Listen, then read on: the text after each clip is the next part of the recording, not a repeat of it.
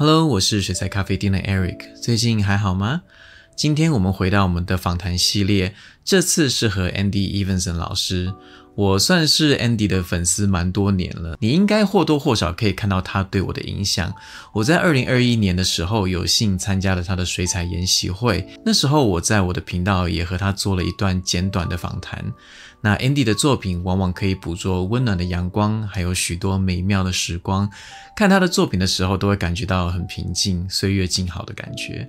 他也是一位非常好的老师，明暗练习就是他教会我的。这个非常重要的步骤帮助我简化画面，让我的画看起来更干净舒服。虽然我开始在改变我的风格，但是这些基本的概念是不会变的。今年很幸运的我再次能够访问他，我们聊了很多关于个人风格的话题，还有他成为知名艺术家的心路历程。当然这次的访谈是英文的，所以影片有外挂字幕，如果需要的话记得打开哦。好吧，那我们一起来杯咖啡，放松一下，享受今天的咖啡闲聊。How to develop personal style and and maybe a little bit of your own journey when it comes to discovering your own style, and when do you decide to kind of stick with it and things like that? I mean, for me personally, I think one of the things that helped me was when I first took workshops. I took workshops from artists that I didn't actually really want to paint like them. No, okay. No, they were very loose artists. Skip Lawrence was very abstract and very colorful.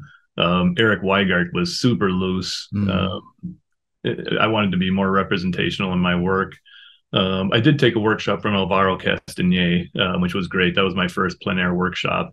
But I purposely kind of sought out artists who were, known for just like really loose painting, hoping that I could just pick up some tips. I mentioned all the time in my bio how much I kind of looked at the British watercolor artists more than anything. But even then, I didn't take a workshop from them. I was just looking at their books, and just trying to come up with a nice natural palette and trying to simplify shapes a little bit more.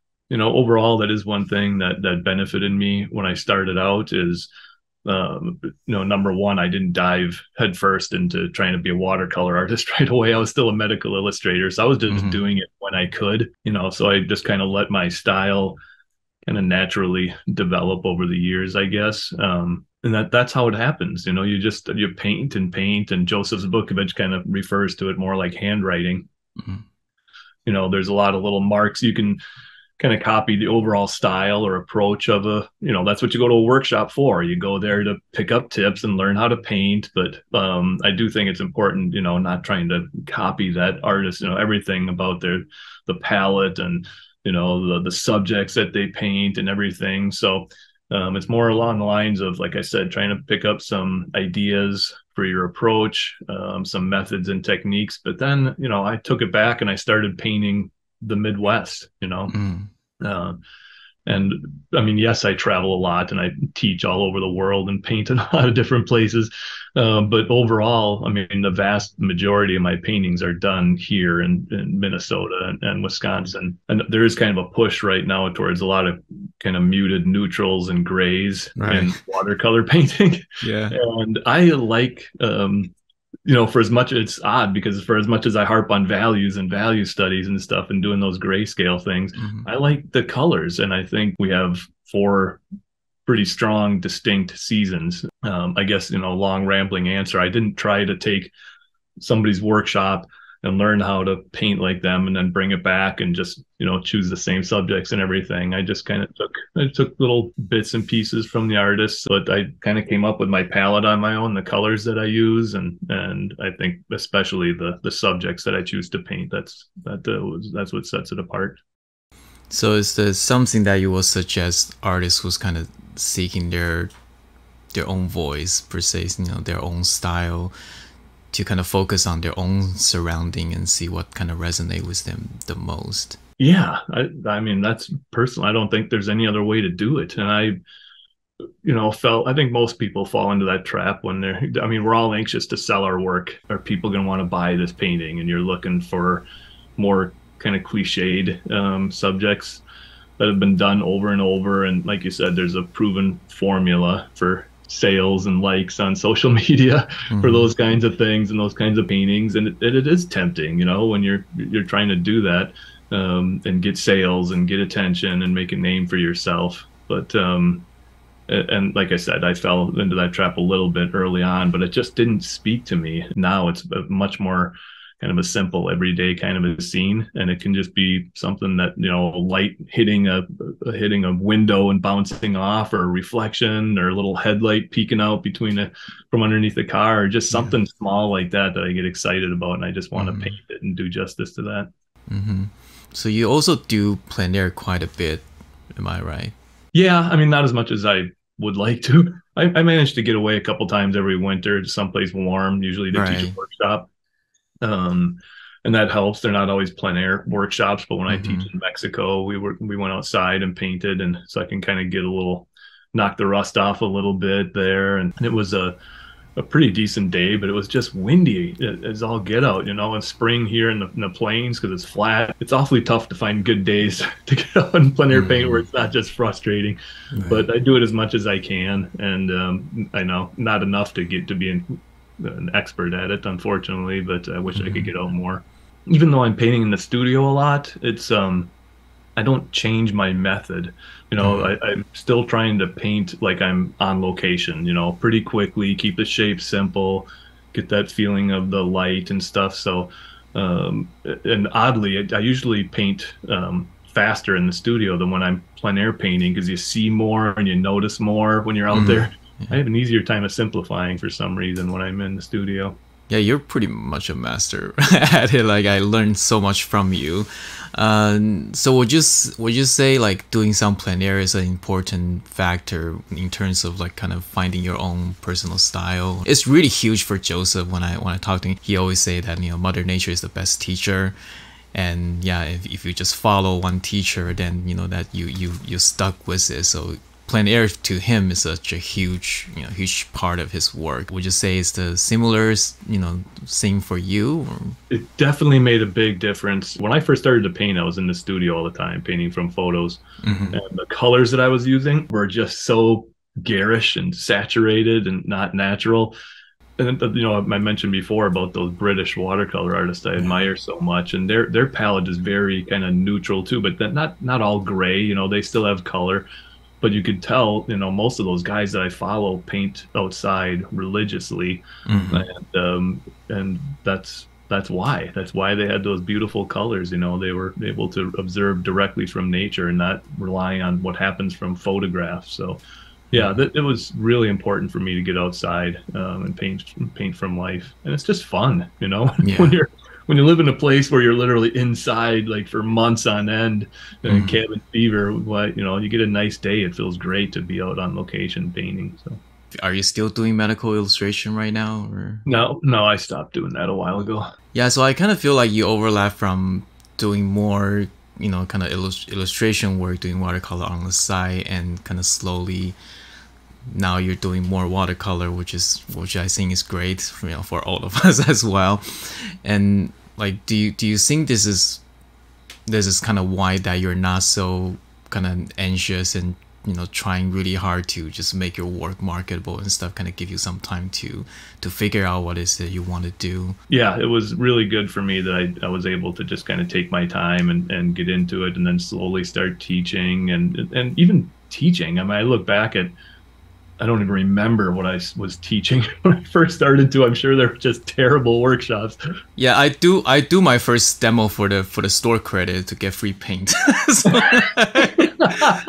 Back in the Daniel Smith still have a store here. They offer some like workshop and just, you know, are you interested to do demo? We cannot pay, but we can pay you store credit. So I'm in. I'll give free paints. I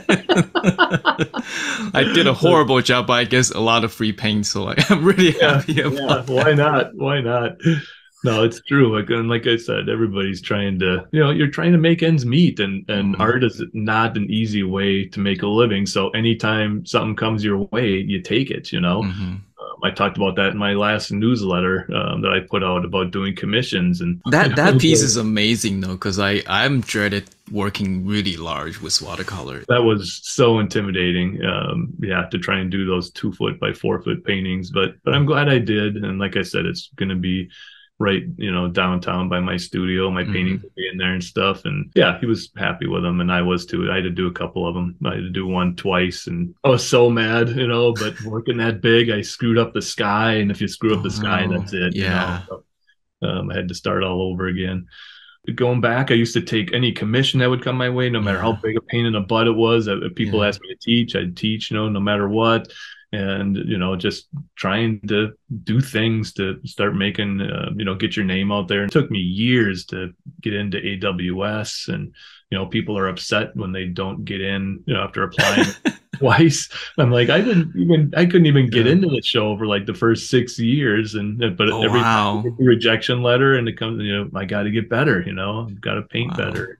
Throughout your artistic journey, and especially today, because we see so many different artists on social media, like, are you ever like tempted to try like any other style, like go out of your way, try any other style? There are times that I really feel like, maybe I can try to approach other style, but sometimes it's just like really difficult for me, so I kind of fall back to what I'm kind of comfortable painting with. So do you have any sort of similar experience?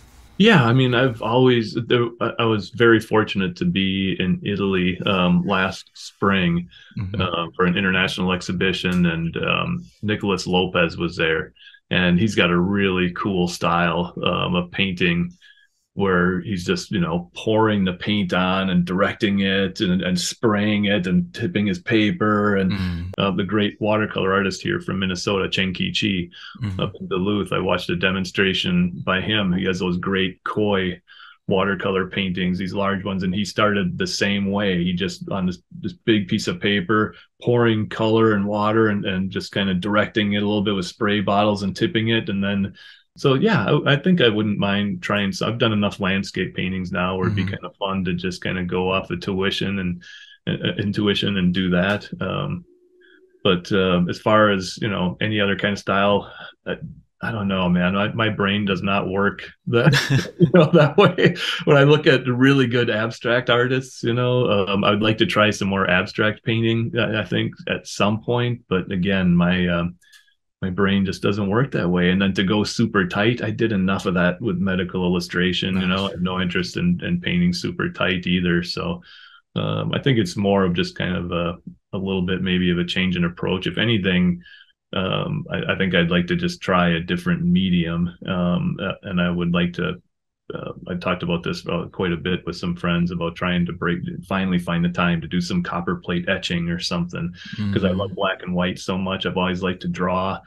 There was a really cool Rembrandt exhibition here in Minneapolis several years ago. And I mean, they're Rembrandts, they're amazing works of art, but, I was going through them and all the paintings and these big dark paintings, and stuff. And then this little room in the back had his etchings, and I was just like blown away. That was by far my favorite part of that thing. And some of them, he had a self-portrait that was like that big, just this tiny, beautiful little self-portrait. And so, yeah, I think I'd like to try something like that. That would be, if I do anything different, I don't think I would do a different kind of painting or different approach. I think I'd just like to try a different medium at some point and broaden my horizons. When I interview some other artists, because I do kind of see their work, their style, or even their subject kind of progress throughout the years. You kind of constantly grow as an artist, and your work kind of alongside with it. But somehow people still recognizes your work. It's amazing. I don't understand how. That's a great point. Yeah, I mean, even looking back at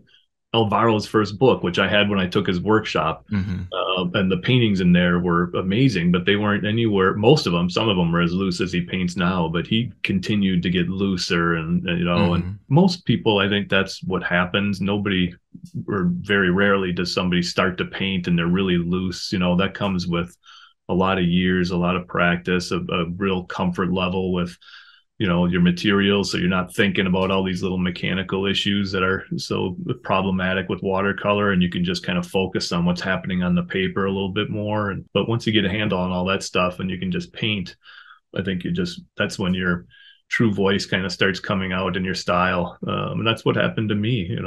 I tell people all the time, there was going back, I was taking workshops, looking at artists I admired, painting from photos. But after, 20 years and being able to do it more and come up with a good process that works for me and start painting things that I want to paint, it just happens.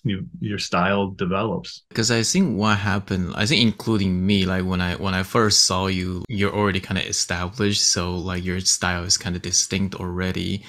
But the years before, like the exploration and stuff, that not many people see that. So I think people just kind of take, well, oh yeah, this works, so let me just try to take that and incorporate into my work, and kind of skip all the years of kind of exploration and struggle. And social media is a blessing and a curse. You're exposed to so many different types of art and other artists that you can follow and learn from and get ideas from, and it's a big wonderful community. And the curse is there's just too easy to find someone and copy their stuff and go back and scroll through their feed and find thousands of paintings. And unfortunately you see people even just like ripping off almost the exact painting and signing it as their own, and it's really unfortunate. And unless the general public knows who all these other artists are, they don't know. Herman Pico gave me a great piece of advice one time when we were in China painting together at one of these trips, and he said, always try to be different from what everybody else was doing. And unfortunately, I mean, most people do the opposite. They see what's working, like you were talking about. This person has a lot of sales, a lot of success, that works, that formula, I'm going to do that, and you're just losing that chance to find your own voice. And yeah, it's sad, because I think it's stifling a lot of people's growth, sadly, because they're not giving themselves that time that it takes to grow and really develop. What suggestion do you have for maybe like aspiring artists, younger artists who just starting to paint? Like what advice do you have for them so they don't kind of stuck with like a specific way of painting or style? Like I said, I took workshops from about 5 or 6 really different kinds of artists, not necessarily, like I said, people that I wanted to paint like, just to be exposed to different ideas, different techniques. I think that was really important for me when I started out, because like I said, I don't know if a lot of people do that. They see, someone they want to paint like them and take from them, and they pick up all those tips, and then they never give themselves a chance to grow. I would suggest people to do that. Find out, search out some people that maybe don't necessarily paint the way you want to paint, and take a workshop from them. You never know what's going to happen. And I do always say, it's okay to be influenced by somebody. We all have our favorite artists, and you want to paint like them. And I mean, I cut my left hand off, I could paint like Sargent. But it's impossible. You can't paint just like somebody, but paint what paint your area, paint the inside of your house, things that are really familiar to you, your pets, your kids, whatever it is. That's a really good way to find your own voice too. You're not trying to seek out subject matter that matches what this other painter did, so you can paint it in a similar style. So it's a little bit harder when you're sitting down to do a portrait of your kids, or to follow somebody else's technique or process and apply that. You're too close to that subject, and you're going to try and paint them in your own manner, and it's more personal, and then the art is more personal too. So don't always try and do finished paintings. I think that's important too. Too often people, the only time they paint is they sit down and they just do paintings all the time, and that's going to slow your learning curve. Yeah, about time to update my Instagram. Better do a painting.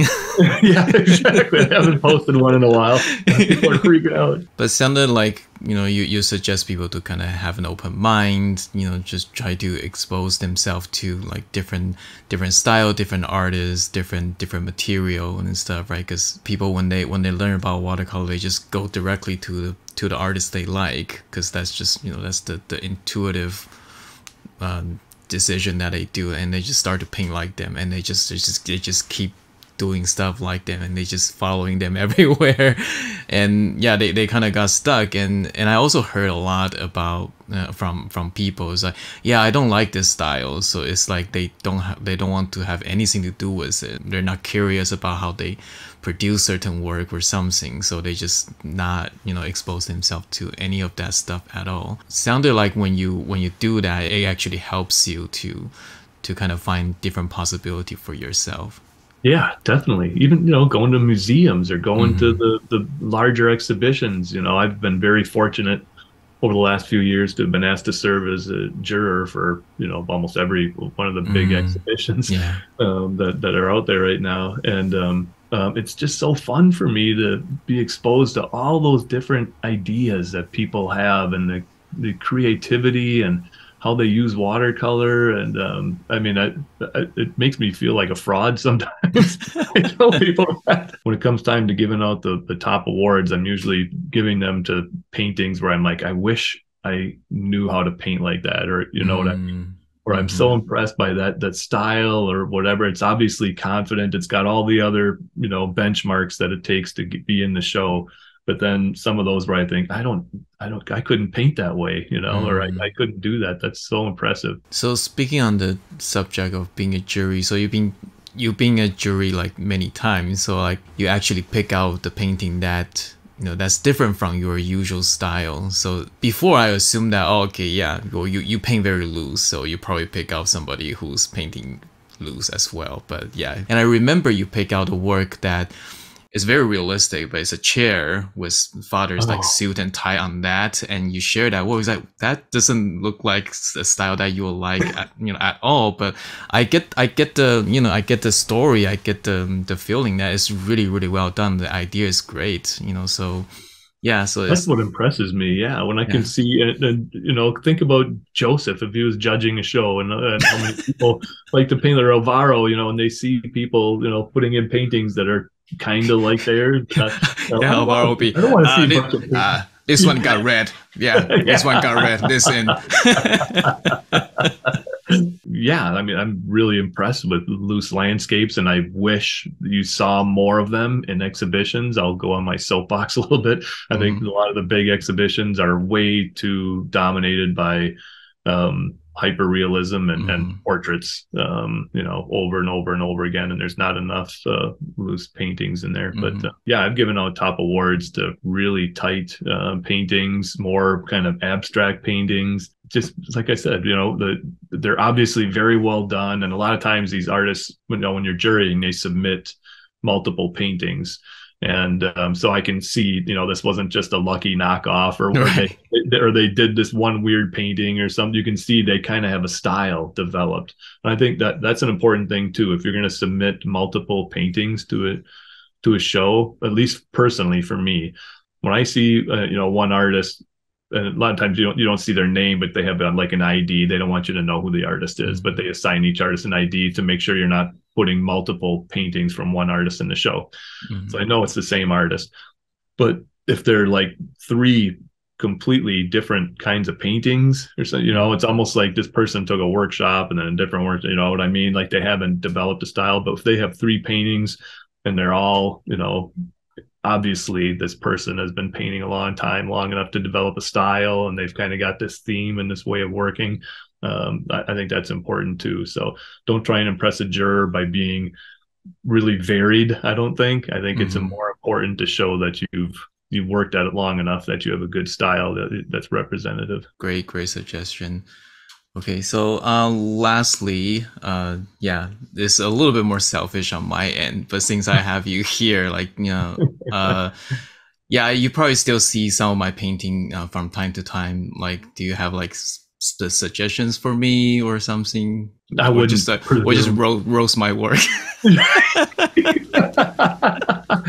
No, you're a good painter. You've been painting. Oh, thank you so much. Long enough. Yeah, you don't need my version of a critique, especially not for your fans. That's nice that you come to me and that you're humble enough to do that. I appreciate that. But no, you just keep doing what you're doing. You're on a good path, Eric. You've got a good style. Thank you so much. And a good approach to the whole thing. You're, like I said, you're humble and you're eager to learn and you work hard, and that's what it takes. All right. Thanks a lot. No Putting some good word for people who's watching the videos. Right, thank you for your time, Andy. I know you're really busy. What's next for you? Do you got any more workshop or stuff this year?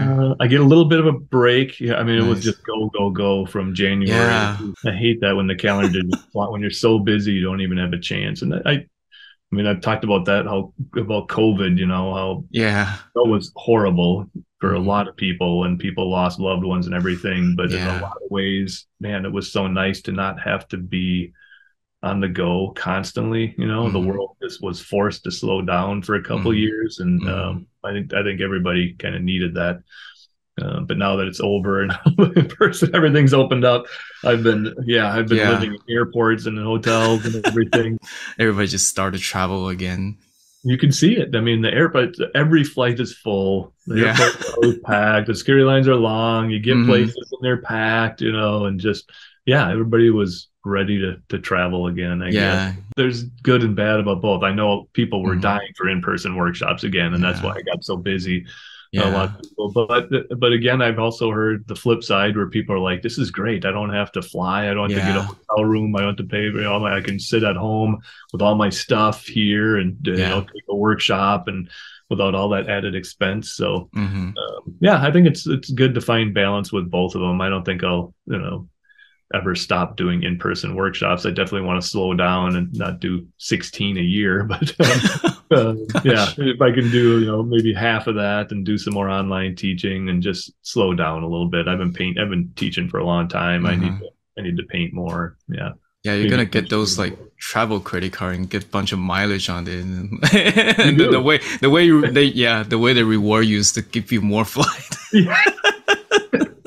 Last summer, when I got a chance to go to Trevor Chamberlain's house, when I was teaching in England, I got to hang out with him, and he pulled out all these beautiful. I came home with like 6 watercolors of his, and just bought some from him. But he was such a nice guy. But I'm looking at this stack of paintings, and I'm just like, oh, I've got so much more to learn. I got to push myself harder and get better. That's good though. I would be bored with then I would definitely be looking for something else to do. Then I would, if I just figured it all out and it wasn't a challenge anymore. Watercolor is always a challenge for me. All right, thanks. I don't want to take any more of your time, so thank you so much again. Okay, cool. That was great to catch up with you. It's good to see you. Yeah, thank you. I'll see you soon. All right.